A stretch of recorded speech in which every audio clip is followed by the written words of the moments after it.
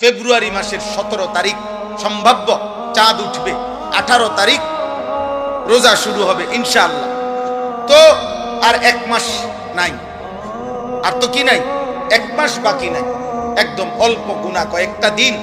এই গুনাহ কয়েকটা দিন আগে আমি আপনাদের কাছে বললাম, কিশোর যুবক ভাই তোমাদের কাছে বললাম, মহান আল্লাহ পাক রব্বুল আলামিন প্রত্যেকটা ইমানদার মুমিনের কাছে খুব বেশি চায় যে বান্দা আমি তাকওয়া চাই, মানে তোমার জীবনটা এমন বানাও, গুনাহ থেকে বাঁচো, আমি আল্লাহর হুকুম পালন করো।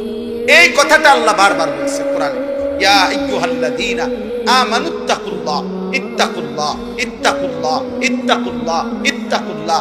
হে ঈমানদার, আল্লাহকে ভয় করো, আল্লাহকে ভয় করো, আল্লাহকে ভয় করো, আল্লাহকে ভয় করো, আল্লাহকে ভয় করো।